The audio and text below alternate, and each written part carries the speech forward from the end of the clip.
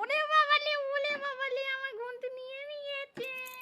রাধে রাধে বন্ধুরা, তোমরা সবাই কেমন আছো? আশা করছি সবাই খুব ভালো আছো, আমিও খুব ভালো আছি আমার গোবিন্দের কৃপায়। দেখো বন্ধুরা, আমার সোনাদের সকাল সকাল স্নান টান সব করিয়ে দিয়েছি। আমার সোনারা এখানে বসেও পড়েছে গোমাতার সাথে। আর এইদিকে দেখো আমি সবজি বানাচ্ছি। আজ আমার সোনাদের জন্য বিষ্ণুভোগ বানিয়ে দেবো। সকাল সকাল আমি বসে পড়েছি একদম তাড়াতাড়ি করে, কারণ অনেকটাই লেট হয় এটা বানাতে।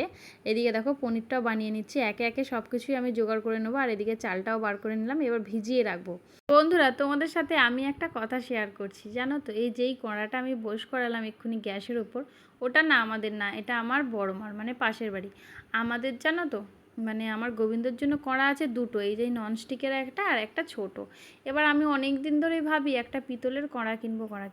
এবারে ধানতেরাসে আমি কিনতেও গেছিলাম, কিন্তু আমার ঠিক মনের মতো পছন্দ হয়নি, আমি তাই নিইনি। এবার যখন আমি বিষ্ণুভোগটা বানাবো তখন না আমার মনের মধ্যে একটা কেমন একটা হচ্ছিল যে একটু বড় কড়া হলে ভালো হতো, ননস্টিকটা কেমন জড়িয়ে জড়িয়ে যায়, পিতলের একটা কড়াও হলো না, না মনটা খুব খারাপ। এবার বাপিদের কাছে বলে গেলাম, বাপি আমার কড়াটা কবে কিনবো বল তো? তারপরে দেখি না চুল বেচতে এসেছে, মানে হচ্ছে বলছে চুল আছে চুল। আর আমি তো একদম নেড়া টাকলা হয়ে গেছে, আর আমারও তো চুল জমেছিল। আমি কি করেছি, আমি বলছি তোমার কাছে কী কী আছে দেখি বাসন, দেখি না কড়া আছে। এবার আমি ভাবলাম নেই মামার চেয়ে কানা মামা ভালো, পিতলের কড়া পাইনি তো কি হয়েছে, একটা এই কড়াই নিয়ে নিই, আজকে গোবিন্দর রান্নাটা এই কড়াতেই আমি করব। দিয়ে কি করলাম, যা যা চুল সব জমিয়ে রেখেছিলাম সব বার করে নিয়ে আসলাম। নিয়ে আসার পরে গোবিন্দর জন্য আমার একটা কড়া হয়ে গেল। এই দেখো, আর সেই বড় মাদের কড়াটাই আর রান্না করিনি, দেখো নতুন কড়া বসিয়ে দিয়েছি, গোবিন্দর জন্য রান্নাও করে নিলাম।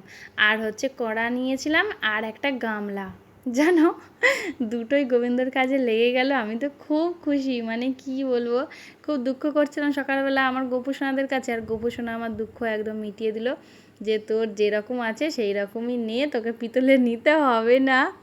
তারপরে দেখো, যাই হোক, তোমাদের সাথে গল্প করতে করতে আমার রান্নাটা অনেক দূর প্রায় হয়ে গেল। আলুটাও সিদ্ধ বসিয়ে দিয়েছিলাম, আলুটাও নেড়ে নিলাম, আর এদিকে পনিরগুলোও ভেজে নিচ্ছি। আর তেলটা একদমই বেকার হয়ে গেছে, তাই একটু আমি ছেঁকে নিয়েছিলাম, মানে নুন হলুদ দিয়ে আমি সব ভাজছিলাম, সেই হিসেবে মনে হচ্ছে তেলটা ওই রকম হয়ে গেছিলো, বা আলুটার কিছু একটা সমস্যা হয়েছিলো, তেলটা একদম বেকার হয়ে গেছিলো। ওইদিকে আমি চাটনি করছিলাম আমড়ার, আর এদিকে সোয়াবিনটা ভেজে নিলাম।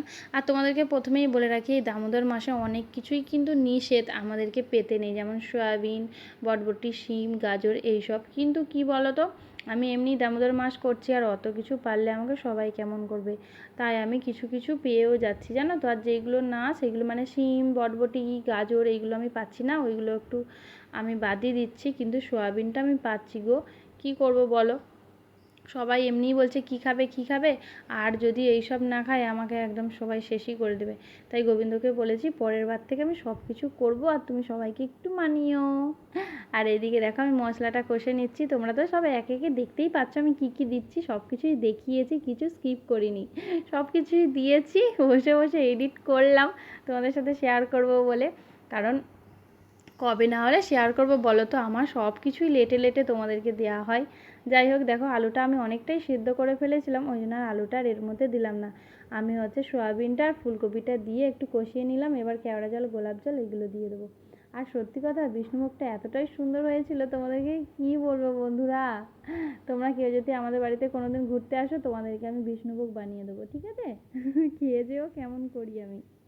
আর দেখো পনিরটা দিয়ে ওটা মশলাটাও কষে নিলাম। এবার এইদিকে ভাতটা করব বলে জলটাও রেডি করে নিচ্ছি। দেখো গোলাপের পাপড়ি, সাজিরে, গোলাপ জল, কেওড়া জল, জায়ফল, জায়ত্রী, লবণ, তেল, একটু ফুড কালার সব কিছুই দিয়ে টকবক টকবক করে জলটাকে ফুটিয়ে নেবো, তারপরেই চালটা দিয়ে দেবো।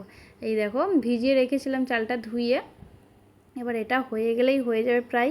আর এদিকে সবজিটা তো হয়েই গেছে, এই দেখো খুব সুন্দর হয়েছিল সত্যি কথা। বিষ্ণুভোগটা নিজে করেছি বলে না, আর গোবিন্দর জন্য বানিয়েছি, সুন্দর তো হবেই। আমি তো একদম মন থেকে বানিয়েছি, তাই না?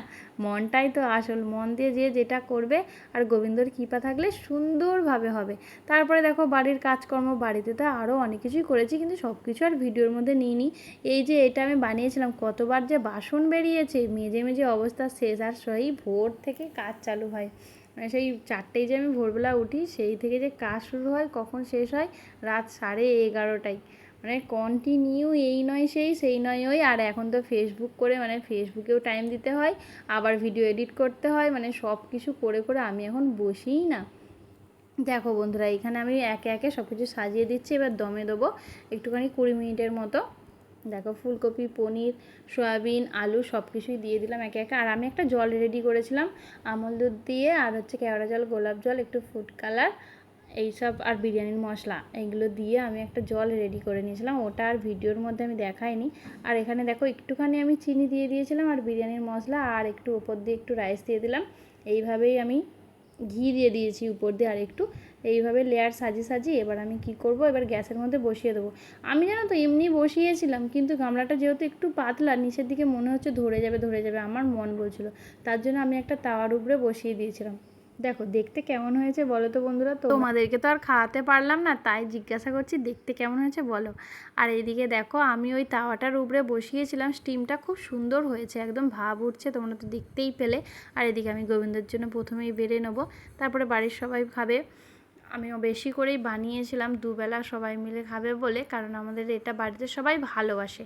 আর এখানে আমি আমড়ার চাটনি করেছিলাম, আর যেই সবজিটা বানিয়েছি ওটাও আমি একটু গোবিন্দর জন্য রেখে দিয়েছিলাম, কিন্তু আর রাখিনি বাড়ির জন্য, কারণ আমি ওই সবজিটাই বানিয়েছিলাম, তোমরা তো দেখলে যেটা আমি লাবালাম, আর ওটাই সব কিছুই ওর মধ্যে দিয়ে দিয়েছিলাম রাইসের মধ্যে।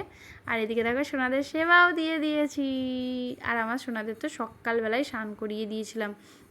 একটু বেলাতে করাই ওদের ঠান্ডা লেগে যাওয়ার জন্য, কিন্তু আমি জানি রন্ধন করব আমার অনেক সময় লাগবে।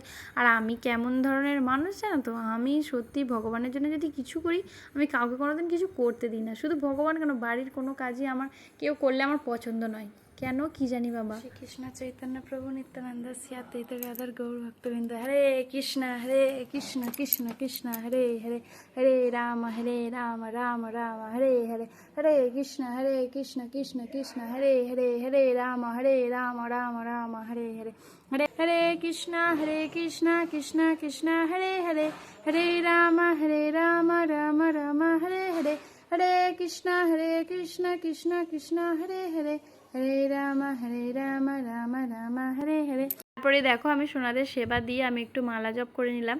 আর জানো তো এখন আর যে চুল ঘেটে আছে কি শরীর কেমন হয়ে আছে এইসব নিয়ে এখন ভাবি না, এখন ভাবি আমার সোনাদের কখন সেবা দেবো, কখন স্নান করাবো, কখন ঘুম পাড়াবো, কখন খাওয়াবো। ওরে বাবালি আমার ঘুমতে নিয়ে নিয়েছে। আচ্ছা কেমন হয়েছে বলো, কেমন হয়েছে বলো। আমার গদার সাথে একটু ছ্যাবলাও মারছিলাম। আর যেটা বলছিলাম, এখন সত্যি কথা আর এইসব নিয়ে ভাবি না, এখন ভাবি আমার সোনাদের ঠিকঠাকভাবে আমি সেবা করতে পারছি তো, ওদেরকে সেবা করলেই আমার শান্তি। সত্যি কথা এখন আর কি কীরকম হয়ে আছে এইসব ভাবি না, ওই সেজে গুজে মাঝে মাঝে রিলস বানাই, এটাই, অন্য কিছু আমি আর ভাবি না। দেখো আমার সোনাদের সেবাও দিয়ে দিয়েছি, তারপর আমরা সবাই মিলে বসে এবার প্রসাদ পাচ্ছি। আচ্ছা বন্ধুরা, তোমাদের এই ভিডিওটা কেমন লাগলো জানাবে, আর আমার এই ভিডিওটা দেখার জন্য তোমাদেরকে অনেক অনেক ভালোবাসা।